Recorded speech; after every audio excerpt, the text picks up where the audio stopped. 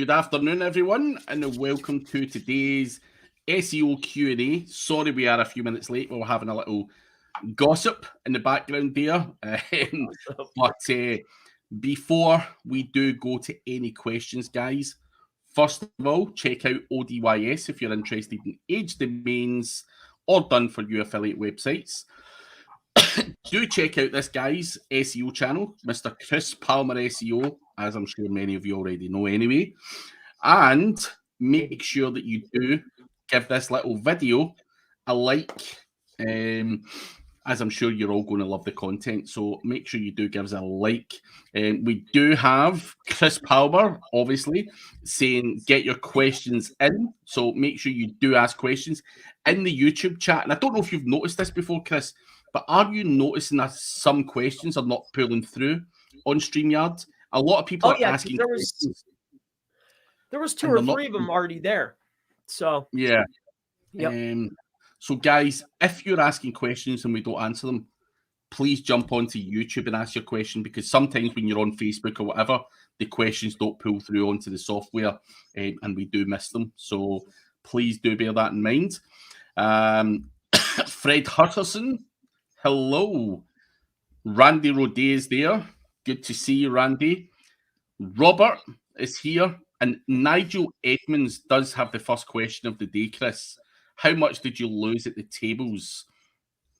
I don't know. Probably like, I don't know, $240 probably. $200. That's not bad. Not much. Like, no, I'm tight, man. I'm a tight guy, you know. It's come on, man. Did you have a few drinks out there though? I did. I had a couple drinks. I ran around like a nut a little bit. The first night I ran around quite a bit, you know. But after that, I would, you know, I took it easy. The connection there was absolutely horrendous. So I really wanted to make videos each night.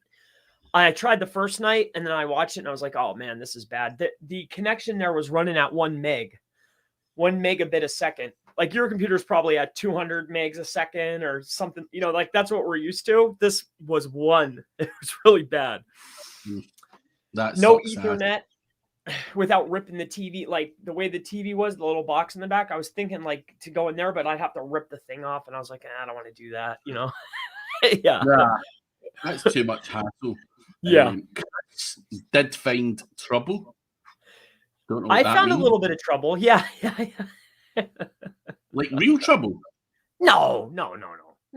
Just joking around. No, I didn't get in any trouble at all. No way. But so anyway, if you've just joined us and wondering what the fuck we're talking about SEO rock stars, which Chris, Randy, and a whole bunch of other people were all speaking at last week. I think Thursday till Saturday. So yeah, that's why Chris wasn't here last week. He was too busy chilling. And yes, Robert, throw your questions. But Chris, if I can put you in the spot before Robert's question, sure. What was the one takeaway that you can share with us from SEO Rockstars, if there was one? Well, damn, dude, that's if I can share one. I think if I had to lay out one of the best hitters, because I have them right here in front of me. Man, I don't know. I don't know if I'm allowed to say. Don't tell us if it's one of those ones where you're not allowed to say, but one that you can share. Tell us what it is. You don't have to tell us how it's done. Like, just what was the fucking thing? What did you learn? Well, Holly showed how to force a snippet. I would say that was a big standout for me. I think that was a big standout. Yeah, I think that was probably the biggest. Joe Priest had some really unique things to say. Some rich guy, I forget his name, but I was kind of blowing him off until I heard him talk, and then I was like, oh man, this guy's pretty cool. But he gave up a thing he was doing. He was using a tool, and it's I guess it's a well-known tool. Let me think of the name of it. It's called Manage by Stats. Have you heard of this? No. And what you can do is once you have your list, you can utilize this tool and like say you're selling stuff through Amazon it's like a checker where you can cross-check and take your sales from Amazon and cross-check it with this big database, which is 50% of the market, and get all their emails. So that was pretty hot. I thought that was pretty cool. And then you could do that with any of them. And then he gave me some other ones on the side. Like I asked him, well, that's 50%. Is there 10% here, 10% here? So he gave me 2 more that he uses that he didn't want to talk about. So that was cool. Some other dude gave up a book by Vern Harnish, which I've heard of before, but I forgot about it until he said it. And I was like, oh yeah, that's a really good one. So yeah, that was cool. But yeah, I think that was the big standout though. Just off the top of my head was that, which, think about that though. That was the standout, you know what I mean? So yeah, Joe had some cool stuff to say though. I enjoyed that, about links and whatnot. I think the main information that I got, I have to give massive credit to, was actually at the bar with Clint Butler. Clint's a legend. Absolutely. Yeah, I got that guy doesn't play around. He's really great to talk to at the bar. Yeah. Clint's a great guy, man. I love Clint. One of the good guys. But yeah, like I've always said to people, like sometimes at those bars, the conversations they're really good. So yep. I had the opportunity, probably 3-4 hours within two nights, 2.5 nights, just sitting and talking with Clint and Randy, some other dude, I forget his name, but yeah, I was just talking with Clint. Really, it was cool. And Randy and Holly. That's pretty much who I chatted with. Good. Anyway, we have some questions from Robert to start with, and Simon White, of course. Simon White's a good guy. Yeah, I like cool. Simon. I didn't know he was freaking 40 feet tall. yeah, he's a big ass guy. Yeah. But nah, he's a great guy. I've got a lot of time for Simon. Very nice guy. He travels to a lot of these things as well. He's not obviously a public facing figure, but he is very, very knowledgeable, and yeah, he loves all that shit, man. Everywhere I turned, Simon was at the bar. So I met Simon in Anaheim, and then he also came to Vegas. The guy's everywhere, man. But yeah. He was cool to talk to too. I didn't want to leave him out because I really enjoyed his conversation. We had dinner together, and he's a great guy. I like everybody, but these are the standouts in my mind. So Robert is asking, what else can I do against negative SEO besides disavowing the backlinks on Google? It depends on the level of, if we're talking about link negative, I don't know if that's as big of a concern as maybe once upon a time in Neverland. Other things that you can do is if it's other types of negative SEO attacks, I might be looking at blocking particular IPs or ranges of IPs. I think that locking down your server with, I think that's probably a good way to go. But there's also services. If you're not technically sound, there's a lot of services out there that handle from top to bottom for you. So if there's really a problem server side, which is probably more of the issue than links, there are services that take care of that for you. With a quick Google search, I'm sure you'll run across them. Yeah. I would advise that it's not all about just smashing bad links against your website. There's a lot more that people can do to screw you over. So be very careful. Eco Pete, good to see you, Eco Pete. When will the great tutorial guide be finished for how to use ODYS expired domains properly? I've put out a number of different videos on expired domains. It could be never ending. People come at me with different questions all the time in terms of how to use ODYS properly. Now, people have different ways of working as well, but if you're going to use an aged domain, and that's what ODYS is, it's not an expired domain name, then you can obviously repurpose it from the Wayback Machine, create all the old URLs, make sure all the backlinks that were there all start to become live and kick in again, and then you would either redirect those URLs to new pages on that website or whatever. So it is fairly straightforward and as simple as that. There is a process to it. Everyone's process is a little bit different. People argue that their process is better than mine's or Chris's or anything else. But the reality is, if something's got an H domain's got links pointing to it, those links need to become alive again. And that is the part of that process that many people miss out. They just do a redirect, or they do this or they do that without that link actually being live again. So you need to get that link indexed again in Google. You need to make sure that shit actually works. And that's the key part in that whole process. And a lot of people miss that part out and say, yeah, this shit doesn't work. No power was passed and all that stuff. So, that is, a part of the process there. We could talk about that stuff all day long. What if, do this, do that. But as far as I'm concerned, I don't give a shit. That website has to be rebuilt out. I don't care what template it's on. Those URLs have to be the way they were before, and shit needs to start to come back before I start making adjustments. It doesn't have to look great. I'm just interested in indexation at the initial stages, and then I will redesign or do whatever. So hopefully that gives you a little bit of insight. If you get anything to add to that, Chris? No, I think you hit the nail on the head there. You said it best, and I think people maybe don't think about that. Like these indexing services, it doesn't always just have to be the links that are on your site. If I buy an old domain and I'm looking to get links re-indexed, that doesn't mean they have to be on your site. Yeah. I just need them to get re-seen. So, that's all. That is all. Robert goes on to ask, how many expired domains forwarding on from my own domain is too much? What is the sweet spot?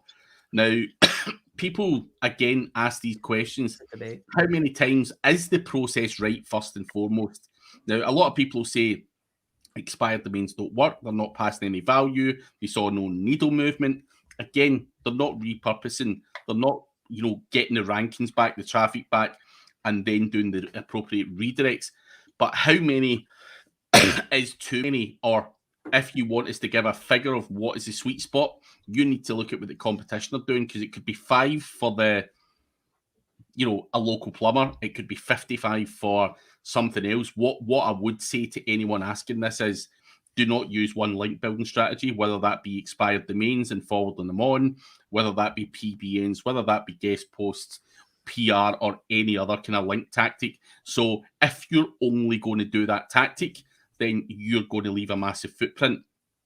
Would it harm you over the course of a year if you were building, say, 300 links over the course of a year?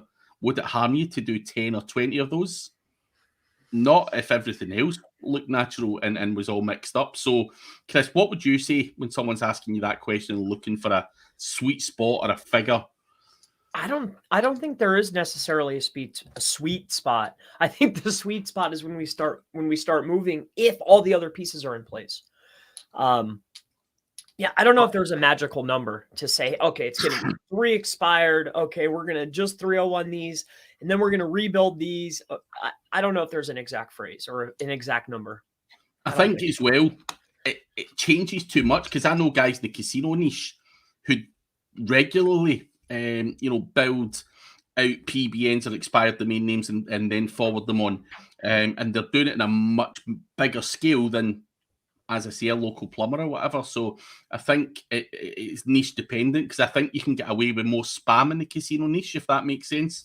Everything's just a lot more aggressive, and I believe that Google can allow that to happen because of the sheer volume of money that these guys are plowing into everything else with the marketing. So, it would be stupid for Google to penalize them completely. So I think certain niches get away with a lot more as well.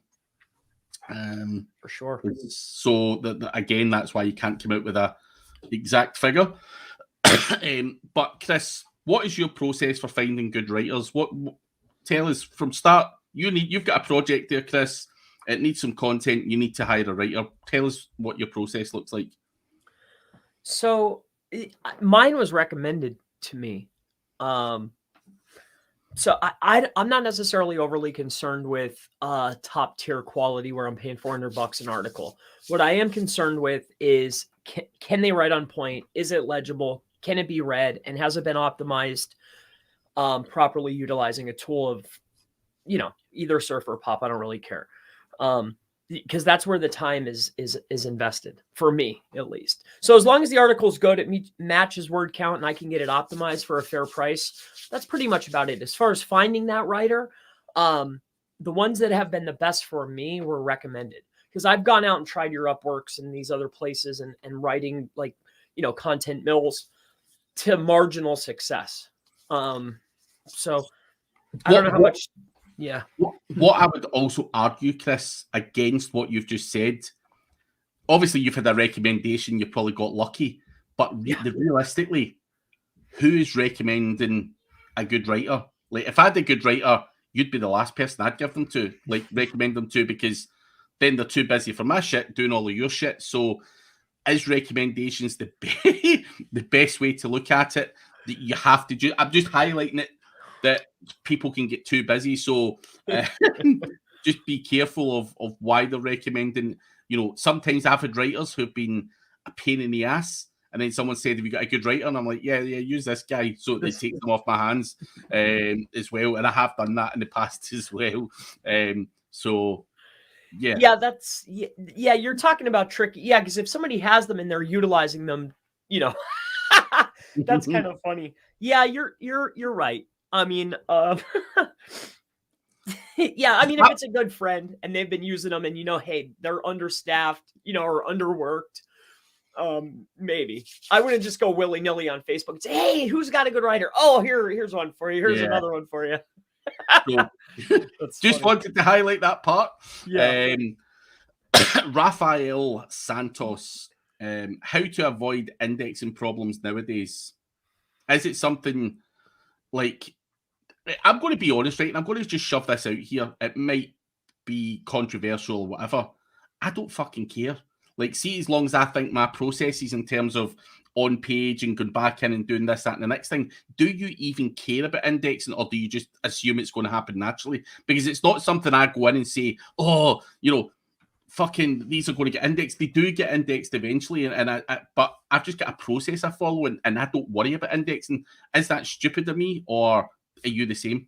No, I'm the same. I mean, for my own personal stuff, like even side projects I have a system that works pretty good. I just run it through. I just click a button and it's done, and that's that. I honestly don't even think about it.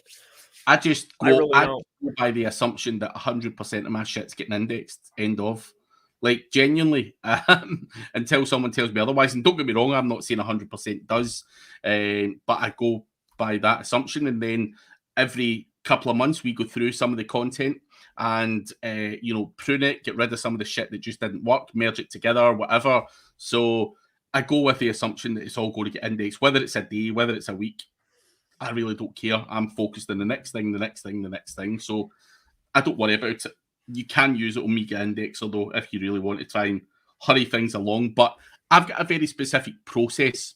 So if I'm doing a blog post, for example, I put my blog post out there. I put it across my social media. I put it on my GMB. I put it on my community tab on YouTube. I build some links to it. I do a whole bunch of stuff, even boost, a Facebook post if it's a great post. So because I'm doing all of that stuff, I believe, and I've also got an IFTTT ring set up and stuff like that. So naturally, mine just gets indexed relatively quickly because of that overall process. But yeah, that's how I see it. I don't get bogged down in the worrying about it. Just what happens, and sometimes it's slow, sometimes it's fast. Fair enough. Go. Randy, lots of conversation around entities and how to utilize and maximize ranking. I think that's been a topic for a while. Yeah. Seb C, individual city and service pages, or service 1 plus location 1, service 2 plus location 1, and so on. What is the best, and when would it differ? What's best? You're more of a local guy, Chris. So the way it's typed out, Seb C, is quite interesting, right? It makes it more fun for me. High competition, I'm going to make my own service-based location page, right? Generally, you're always going to have your locations and your services. If it's higher competition or you're trying to branch down and trying to hit smaller areas, then you'll create those pages. So when would it differ and when is it best? If I'm going really broad, I'm going to hit a lot. I mean, what do you want me to tell you, man? I mean, the way you're breaking it down here, what's the freaking question here? Service plus 1 plus location 1 plus service 2 plus location 1. Like I'm not following exactly what you're asking me here. So he's got multiple services and multiple locations. So service 1, I'm assuming, say plumber in Los Angeles, which is location 1. Then he's got boiler services in Los Angeles. You know, which way does he do it? So he's got multiple services, multiple locations. So it's all in the same state though, or same city? Yeah. So why wouldn't you just you have your Los Angeles location page, and on that location page you can list all of your services. Then when I click on that, it will say Los Angeles / service. That's what I would do if you're just targeting that. As you start spreading, then I might start breaking down. And like if I'm trying to hit more and maybe I'm moving out of that area, then I would start breaking down. Okay, here's all my services. Here's all my locations. But when I'm on that service page, I would do location-based service pages after that. I would keep making pages, keep making pages, keep making pages. I hope that helps you. Hopefully that helps you, Seb. And hopefully I've presumed that was what you were asking. Might have got it wrong, but if I have, just tell us again and we'll come back to it. Holly Starks is here. So guys, you need to check out Holly. She's got people in her dungeon and everything, man. It's fucking amazing. So Holly is a true legend though. So I'm sure most of you know Holly anyway. But she got a lot of fun stuff. Yeah. SEO growth in 2030. We've still got 9 years, so yeah, we'll worry about that in 9 years' time. There's a lot of things in between. SEO growth in 2030. I'm not sure what else I can take from that, Chris. Does that mean anything to you? 2030, is there something happening in 2030? Like he's asking, like, is there going to be more growth, or do I think there's going to be more? I mean, if you go look at trends, we're sitting at a pretty high time right now. So do I think it's going to keep going up, or do I think it's going to median out, or who's to say? I have no idea, my friend. I don't know. I hope it keeps going up. Yeah, that's all we can hope for. So, AHrefs, hey, can you please tell me, do paid links still work? If you're going to tell everyone they're paid and call them a paid link, then maybe that's part of the problem. But do people pay for links on a regular basis? Yes. Do they call them paid links? No. And, you know, they're called placements, edits, guest posts. They're called everything but a paid link. So no one, and I mean no one, is getting linked for free unless you're hacking websites or whatever. So, and even at that, that's illegal at that point. So you're breaking guidelines no matter what way you go. So links are links, and links do still work. And you do sadly have to pay for them. Even me as a link seller, I've still got to pay for those links. Like, someone's making money along the line. It's just a chain of people making money. So yeah, they still work. CBD Cakes wants to know more about seeds, and I'm assuming it's not seeds for CBD cakes. So you guys regularly talk about seeding and so on. Can you explain to CBD Cakes what you mean by that term? Because it's not regularly used in the UK. Chris and Mike talk about seeding. I not this Chris. I don't believe so. You have to give me some context. If we have, it could. I don't know. Who knows what we were talking about? I don't remember using the word seeding. Doesn't ring a bell for me. Maybe CD. I'm only kidding. You don't know what that means either, do you, Chris? No, I have no idea. Chris and Mike talk about seeding? No, I don't. Yeah, let us know when Chris is referred to it. And we can try and explain it for you, CBD Cakes. Yeah, I'd be happy to. Mr. Mullins, are we all ready for the Google Core update starting today? I didn't even know there was one. I'm going to be honest. I don't read any of those fucking crazy fucking things that you guys read or Mike reads. But yeah, whatever happens, and we'll work around it. But you know, I did notice. So that's probably why, because I'm like, wow, there's a lot of new players, and I'm in a particular SERP I'm looking at. I'm like, wow, there's some new sites in here. This is kind of weird. Maybe they're just testing them out. I don't know. Is that maybe there's changes? I don't know. There's new competitors that weren't there before. I know that. Welcome to the world of updates. Does Google Hunting Money Robot link profile specifically? Does Google Hunting Money Robot link profile specifically in case of second tier link building? So are Google Hunting Money Robot link profiles, Chris? It's hard to say what Google's doing. I have seen gentlemen, quite brazen gentlemen, just build them straight into sites and actually got a lift. So not saying that that's a smart thing to do, but there's guys out there in certain countries that shit still works very well. Google UK and Google.com, which is the US version, I think are quite slightly aggressive algorithms. I've seen people that Money Robot fucking shoots the needle up on its own in other countries. I'm not suggesting that that's the case for the UK or the US. I just do think certain countries, these things work better. And as Chris says, there's just brazen people that just blast these things to their website. It's how you do it. It's how you do it, and where you place those links is where the benefit happens. But are Google aware of what Money Robot links are, or Web 2.0s are? I'm pretty sure they are. Can they discount them completely? They can. Are they going to? I'm not so sure. Yeah, it's a difficult one. But I could almost guarantee I would be absolutely astounded if Google couldn't spot this a mile off, because it's the same shit. It's just Web 2.0 garbage, which is why I don't think it works that well, because everyone's done it, and it just depends on where you're using it.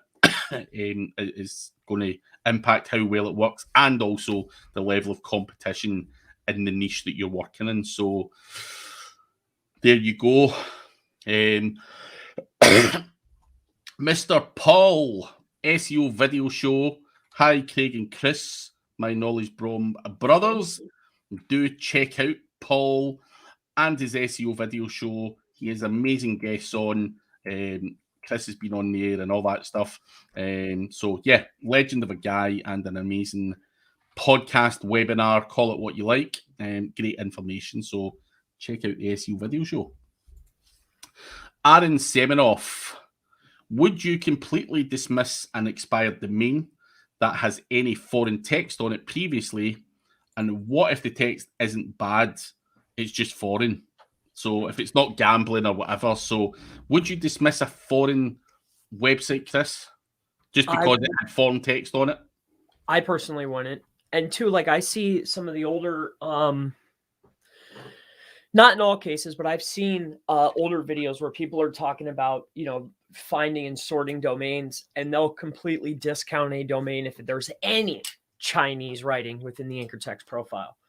Or whatever the language. I'm just using that as an example. So what I personally wouldn't know. Nah, definitely not. If it's just foreign text, absolutely not. Wouldn't be something that would put me off at all. How about anchor text? If I seen some Chinese anchor text, I'd be digging deeper. Even if it was only in like 1 or 2% of the overall profile? No, if it was a relatively clean profile and there was only a few bits and bobs, then of course I would consider it, but it would raise a flag straight away, and I would dig deeper. And if it was only 2%, then who gives a fuck? It's not a lot in the grand scheme of things. Like, it's worth a punt at that point. So, I just think everyone's got different filters, and some people instantly dismiss I look at expired domains sometimes or age domains, and the likes of Spamzilla will flag up a spam score. Do I take that spam score like literally? Absolutely not. If I think I can revive it, then I'm going for it, even if it's got a little bit of spam or whatever. So everyone's different. I'm sometimes quite happy to take a punt if everything else if the goal is worth it for me. So, if it was a big meaty one and I thought I could clean that shit up and get something from it, I'm all over it, even if it is a little bit sketchy in certain areas. So hopefully that answers it. Robert, building good city service landing pages is not easy. Don't copy. Simple the top 3, for example. Nice infographics and video can shoot your dwell time up extremely and your rankings. So Robert's given a bit of advice to Seb, I believe it was. Seb has come back. I typed it out confusing for you, but I think you got it. But to confirm, Chris, main menu item, Chicago, submenu, list of services pages, and do that for other cities. Is that how you would do it? Yeah, if you're just hitting Chicago. But I think as you're going far, if you keep going farther, if you want to get more, I would make location-based service pages. So say Chicago drain cleaner, city 2 drain cleaner, city 3 drain cleaner, and that's one subfolder. Like that's one page. But if you're just doing Chicago, like you're saying here, I like this structure a lot. If we're just doing that little area, we're just doing Illinois. But if you're going to keep going and go bigger, I would make individualized, especially if it's higher competition, especially if we really want to win it, then we need its own page. Yeah. In my opinion. And I think back to what Robert says there as well, you don't necessarily have to go for the mass page builder type thing. No. I think adding nice infographics, videos, and making sure it works and keeps people on the website is going to stand you in good stead long term if you're future-proofing your website. So hopefully that answers your question, Seb. Robert, if you're building a big affiliate site, should you tag all affiliate links with no follow? Because in the end, you can push your merchant in the SERPs to the roof. So if you're doing Amazon, for example, Chris, are you no following all that stuff?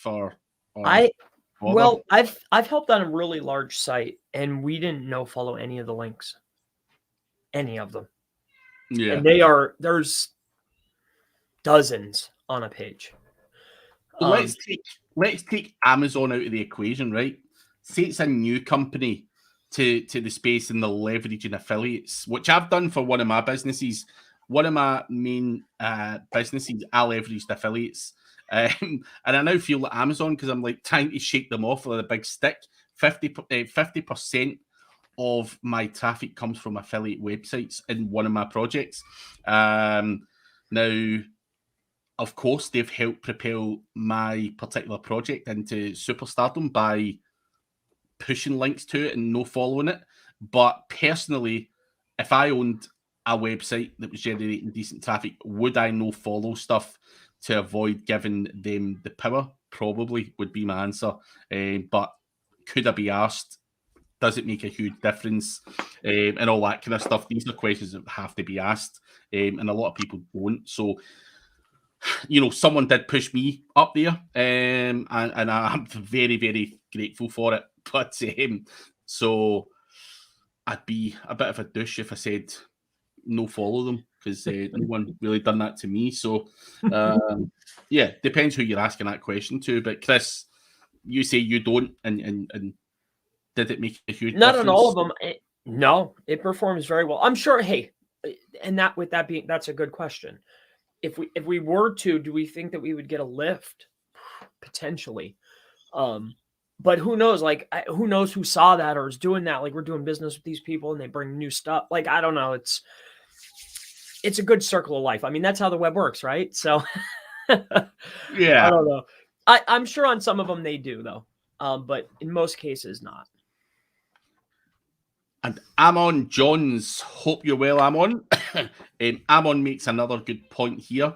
The best paid links are when you pay someone to make content that is good enough or remarkable enough or crazy enough or in at the right angle to get a ton of links.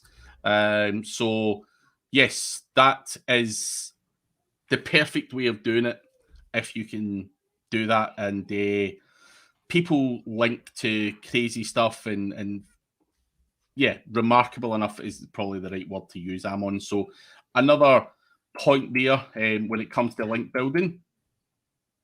Rafael Santos, do you recommend any SEO tool for Black Friday? Are you interested in any tools, GSA, Money Robots, SAP, etc.? So first off, I will have a Black Friday page, which will have a number of different services, products, offerings on there. I do that every year, so there will be some tools on there. None of the tools that you've mentioned will be on there because everyone knows about those. I will have Wincher on there. I will have... Who else the hell have I got on there? I've got a whole bunch of different tools on there. Randy Roday's got an offering. He's doing the same as last year with his PR stuff. So there's a whole bunch of different stuff on there. A lot of tool providers will provide deals, and I think now or Black Friday is the time to get involved. Even people like ODYS who are up there are giving you 50% cash back again this year on any age domains that you buy, which you can then use against other domain names. So everyone will have a deal, whether that's a tool provider, a service provider, or whatever. Chris, are you having a deal? I think so, yeah. Yeah, that would be madness if I didn't, right? Yeah, I think I'm going to definitely. What, are you doing a course though, or are you doing something different? Give us a fucking teaser at least. Yeah, I think it'd probably be a training of some sort. Yeah, that's what I'm assuming. Cool. Yeah, well, that'll be on my Black Friday page as well. So we just need to figure out what he's offering first. Where is Black Friday? Next Friday? Not this Friday, but 17th. So yeah, next week. Yeah. So you better get your finger out, Chris. Yeah, get your finger out. Amon is saying that doesn't mean a guest post service for about 1,500 Great British pounds. You can hire a B-list celebrity, film them for the whole day, and get a ton of podcast videos and everything else. And as Amon says, you can get a lot of traction from that as well. So B-list celebrity or even Z-list celebrity, leverage their exposure, whatever you want to call it. And yeah, it's as good as any other way. So yeah, good shout, Amon. CBD Cakes, content seeding, talked about it reference to indexing. So Mike uses a lot of words like seeding the content and using seed keywords within the content and all of that kind of stuff. I think the best way, rather than us surmising what he means, would be to let Mike answer that next week on Cashflow Digital, just so that we get it right. I get what he's talking about, content seeding and using seed keywords and stuff like that, semantically related keywords, call it what you will. He's dropping them in, and yeah, it's playing into Google's understanding of what keywords are and semantics and all that kind of stuff. So that is what he refers to. But again, you're based in the UK, CBD Cakes. The Americans call things different things. They're probably the same thing in a lot of cases. And a lot of people do ask me, they're like, what the fuck is Mike talking about? Like, what does he mean by this? What does he mean by that? And we all have a laugh and joke about it, but it's just his way of, how he talks to his team and stuff like that. So, just like, and I don't know if I should probably see this, but when I used to do a lot of client work, we had a whole bunch of clients, and I couldn't have told you the clients' real names. Like, we used to refer to the clients by like a nickname in the office. So we'd be like, so no one would say like Brian Smith, was on the phone or whatever. It would be like whatever the nickname was, and that's just the way we are. And it's the same with SEO and just terminology. People just make shit up as they go along. And as long as that team understand it, then everything's all good. So, yeah, hopefully that. But we'll ask him outright next week to unravel that. So Stiggs is asking, do you block all bots on GMB pages, Chris? On GMB pages, block bots on GMB pages. No. No. No. There you go. Because I'm not really 100% confident on what do you consider a GMB page. Yeah. Explain, Stiggs, what you mean by a GMB page. Is it a page where you've got your GMB embedded on there, like or what? Let us know what you mean. Yeah, and why would I block? I don't generally block anything. Other than people on Facebook that ask crazy questions. Oh yeah, that for sure. Yeah, without a doubt. Oh yeah. That's easy. Raphael saying that Amazon policies state that affiliate links must be a no follow or you can be banned from the affiliate program. Do they? I've had Amazon websites for years, I don't have Amazon.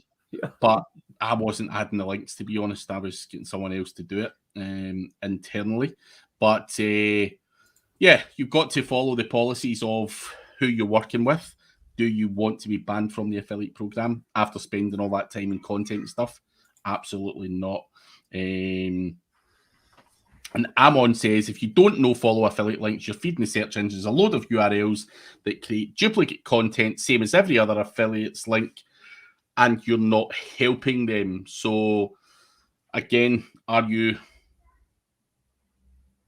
going to be that person or not? So, I think, when I was doing Amazon specifically, I was using, I can't even remember the name of the plugin now, but it generated the table and the buttons and everything, and that done it all for you. So, which made them no follow, I think. But yeah, there's lots of different things out there that can help you. I can't even remember the name of that plugin now. Oh fuck, AMZ. I can't remember. Yeah, there was a plugin that done all that just to make it look nice and tidy. Which was a plugin that worked with Amazon's terms and conditions and all that. Jury or Jure, your thoughts about GSA content generator?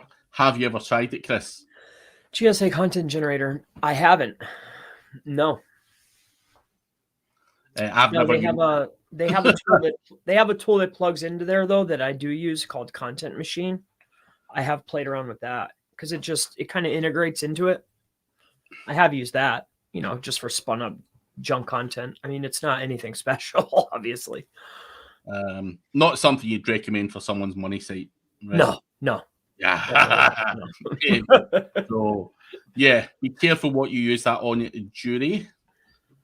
Will, do you still recommend only linking to your money site one time from your feeder sites? Or is there a circumstance where linking multiple times makes sense? So there is a time that you can link multiple times to the site. But if I have, page B and I'm trying to win on this website over here, on this site here, I might link to multiple pages on this site, but I'm not going to link 3 links or 4 links to the same homepage. I'll link one to the homepage, one to a location page, one to a service page. Then I can maximize, but I'm not going to link a bunch to the same link. That I remember that old school. I remember I used to go buy links from people, and they'd say okay, 2 links or 3 links, and then you'd pick your anchor text, and that was, I think commonplace. But now I'm trying to get, hey, no, I want you to link one to the homepage. Can you link one here and one over here too? Please, by all means. That's just me. What do you think, Craig?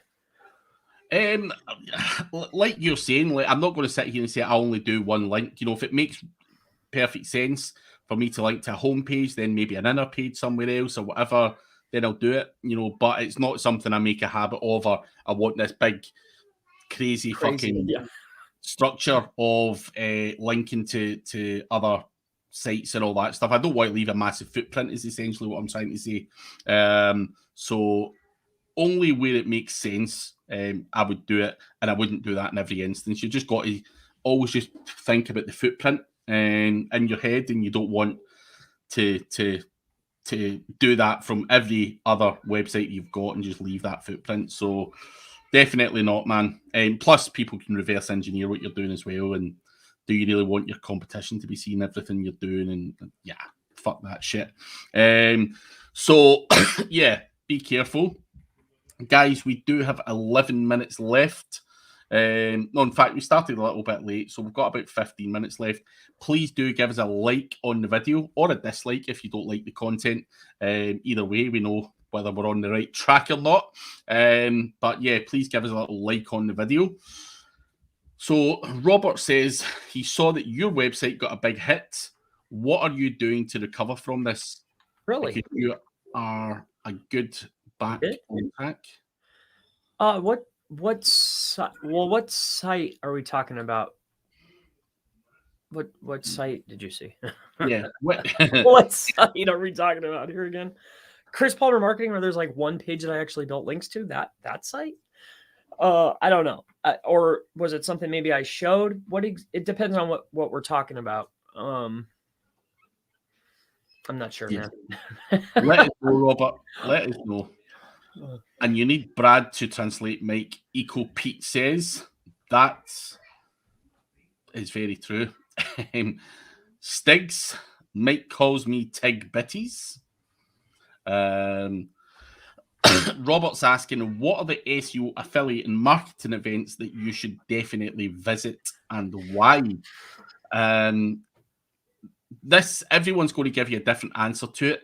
All I'm going to say, Robert, is in most cases when you go to an event, some people can present relatively well. I think most of the information and the knowledge bombs and everything else are picked up at the bar, at the networking and everything else. So, for example, I'm going to Ungagged on Friday, which is in the UK. Now, a lot of people said to me, like, why would you go to that shit-ass event if you're not speaking? I'm not interested in what the speakers have got to say. Of course, I'm going to listen and hopefully pick up a few things. I'm there to network and pick up knowledge at the bar and the after party. It's not about what's presented to me on stage.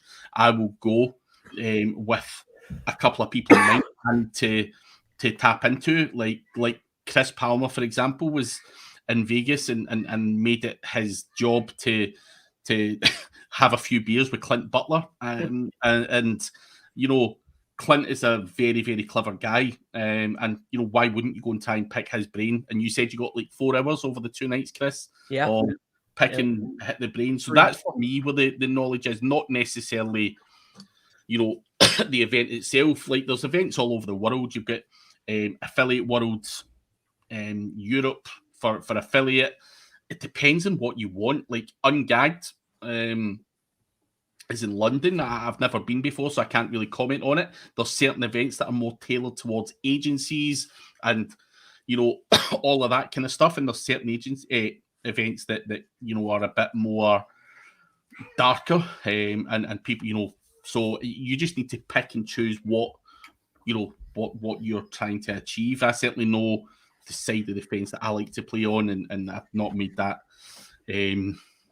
I've made that quite clear, and I don't go to certain events purely because I'm just not going to benefit. So you have to pick and choose based on what you're trying to do. If I was in the agency game and I was trying to do all that agency stuff, then I would probably go to different events, is all I would say. But at the end of the day, I've just got to put food on my table, doing affiliate marketing and stuff, and I play a slightly different game from certain other people. So no harm done, though. Everyone's got a place in this industry, and you know, we all play slightly different games. So it's up to you, Robert, what benefits you personally, is what I'm trying to say.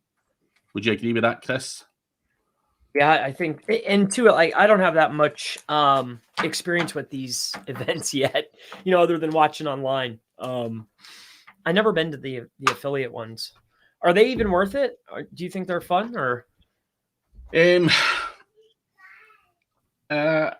Yeah, in a lot of cases they are. I think at the affiliate ones, you've got a lot of monsters there. listen, some of the events I thought I wouldn't get value from, I've walked away with an absolute serious amount of gold. And then other events that I was super hyped up for that I thought were going to be good were a massive letdown. So, because it was good one year with a particular set of speakers doesn't mean it's going to be the same time and time again. So it's just really down to luck, really, and it's what you make of it as well. I've got friends, Peter Van de Graaf, for example, comes to me and he'll have a fucking notepad and he'll be like, Craig, there's 4 or 5 guys here I need to be introduced to at this event, and I want to fucking talk to this guy. And he always comes with that goal in mind, and he'll go and he'll have beers with these guys and all that. And I think you have to go to these events with, something in mind. You can't just bumble about and get caught up in the corner with your old pals and miss out on all the action. So I think it's what you make of it, in my opinion. And I don't like to sit with the same people time and time again. I like to navigate the audience, and you meet your Simon Whites or guys that are not public speakers, if you like. And these guys have got a lot of value. So it's I think just trying different people is the way I look at it. So yeah, hopefully that helps. Do you want AHrefs to find any articles or content linked from or to your GMB pages? Or content linked from or to your GMB pages? Yes. Why not? If they can find it, Google can. So yeah, unless they've been down the route of trying to block the AHrefs bot, or are you drinking a 40, Craig? What? No, this is Iron Brew. It's beer. No, it's not beer, man. Oh, it's no? Like Coca-Cola. Like, this is Scotland's version of. It's a different color. But like cream soda or something, or yeah. Oh, it's so class. Soda. Yeah. It looks like beer. It looks like a 40, like come on. Come I on. was like, really? You don't look like a 40 guy, Oh. You know what a 40 is or no?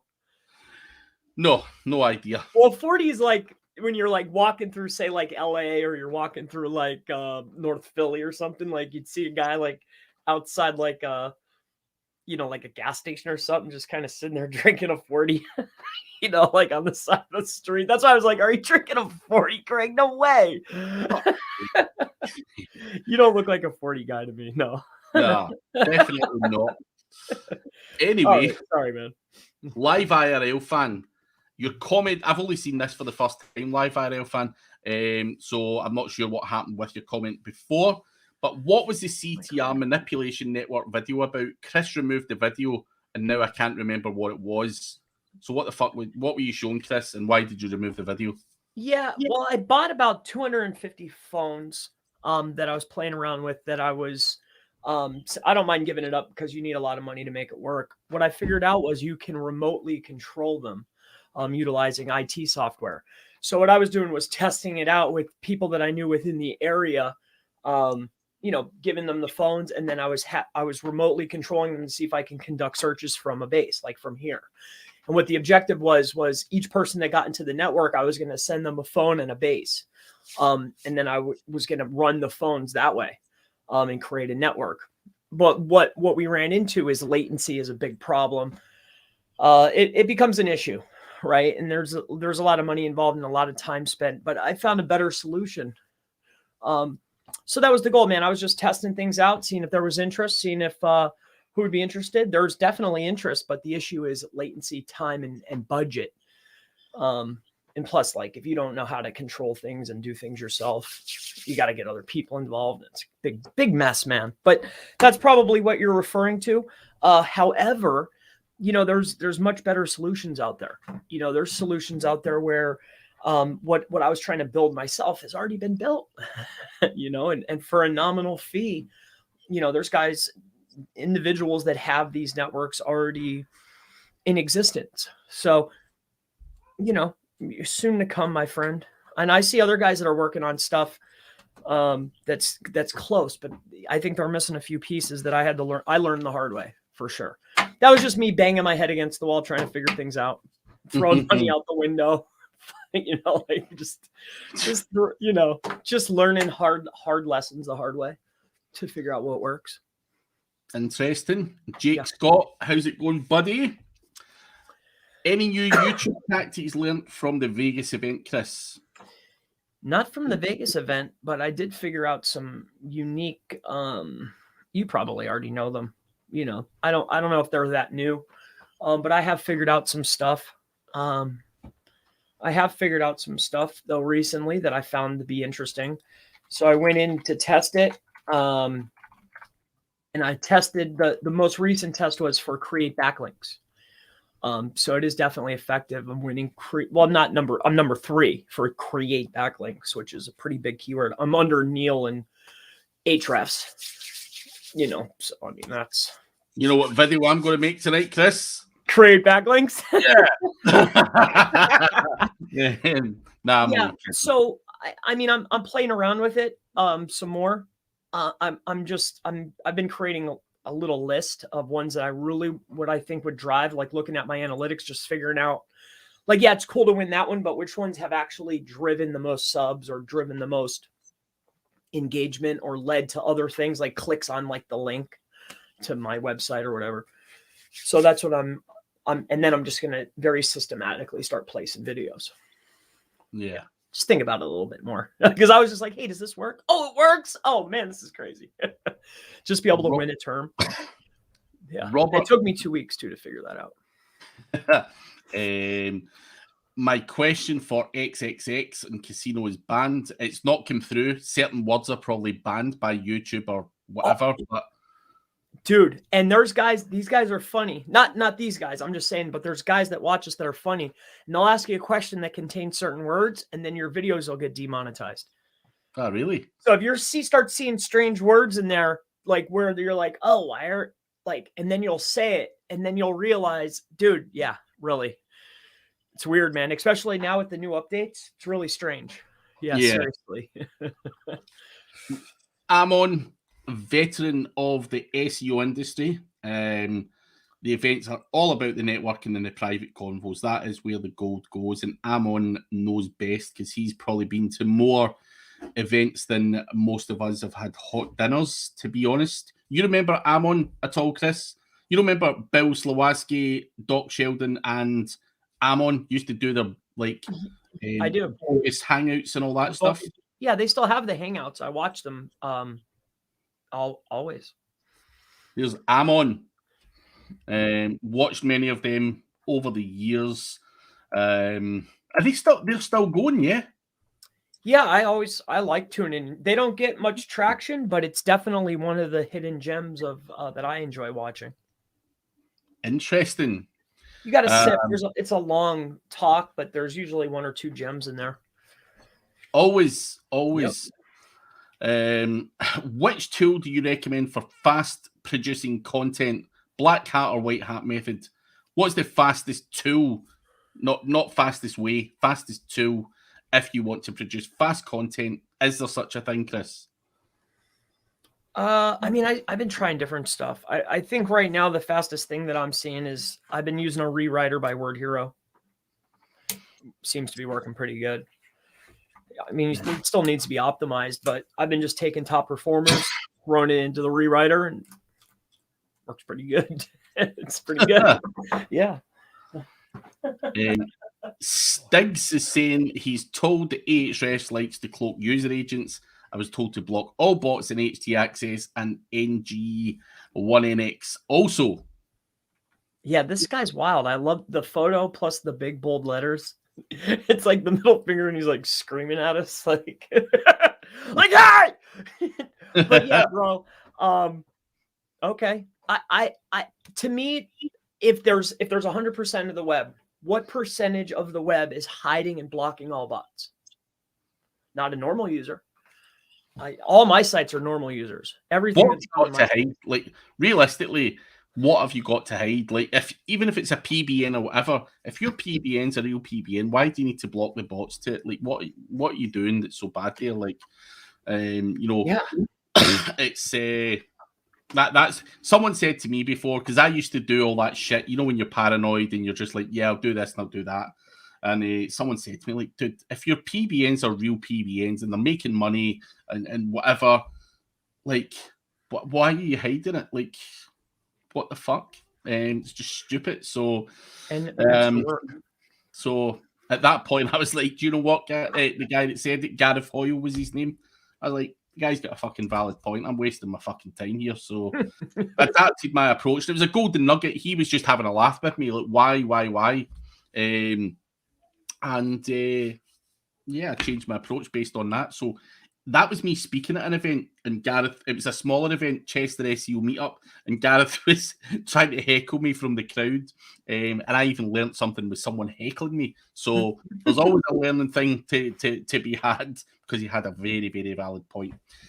I'm not sure I like this, Seb. I don't know what to take this. Craig, you have an awesome and cozy uncle vibe. Have you ever been Santa at Xmas? I'm not sure what to take of that, Seb. But I'm going to take that as a compliment. Yeah. But, man, have I ever been Santa? I'm not that big, am I? I'm trying to fucking work out here. Come on, be kind. And I just assumed Seb was an old guy because of the picture. But, yeah, Seb, come on, you're older than me. Surely. What do you think about that, Craig? Snapping up expired, not auction domains, but expired domains, and letting them sit to re-index. I do it all the time. See how it's going. See if there's anything going on. And then if I can, then boom, done. Do you like doing the old site and then you'll retheme the forward facing site, or do you just rebuild out?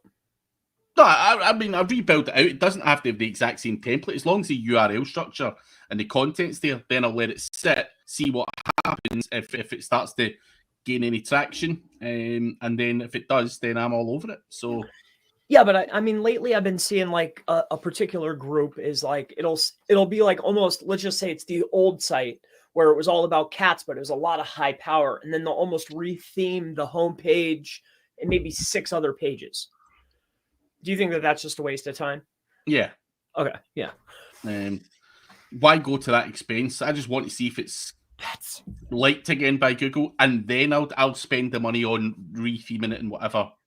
But until I'm confident, why the fuck would I? It's just a cost you don't need.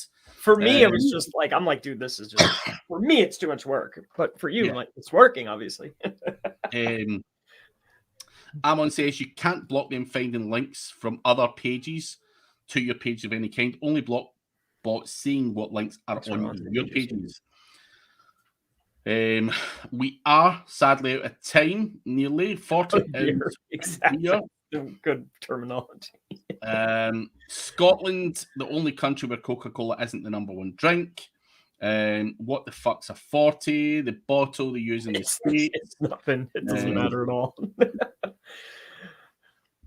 Amon Johns, you have been invited on to Paul from the SEO video shows podcast, webinar, call it what you like.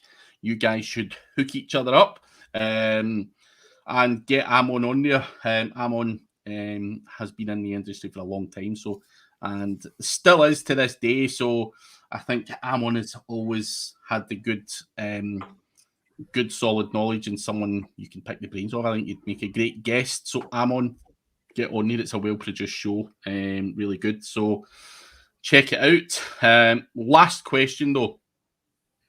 Stephen, what do you think of MarketMuse as a product? Also, Chris, did you finish your MR backlink test? Yeah. So as far as MarketMuse, I don't know about that. Now, as far as the Money Robot test, I did finish it, and it was quite interesting for a while there for the keyword that I ran it under. The video shot up in organic. It didn't really do much within YouTube. So it went okay. I still think there's a little bit of use there. I'm playing around with it some more. I'm doing it with maps now to see, like, hey, what if we do a bunch of maps? I'm just curious. Amon has kind of agreed to be on, Paul, so fucking get him on Facebook before he changes his mind. Stiggs, okay, that's what I was wondering. So it's a little too paranoid. Do not be paranoid, man. That was a big thing for me. And Mr. Mullins with his Santa thing there. He's just waiting for an opportunity to lay one on me. But on that note, guys, we are out of time. Do check out ODYS if you're interested in Age Domains. £100 sign-up bonus. Do check out Chris Palmer for his crazy videos, Chris Palmer SEO. And we will catch you all again next week at the same time. And please do leave a little like or a thumbs down if it's still a thing, if you didn't like the video. But we will catch you next week, guys. See you next week. See you later. See you.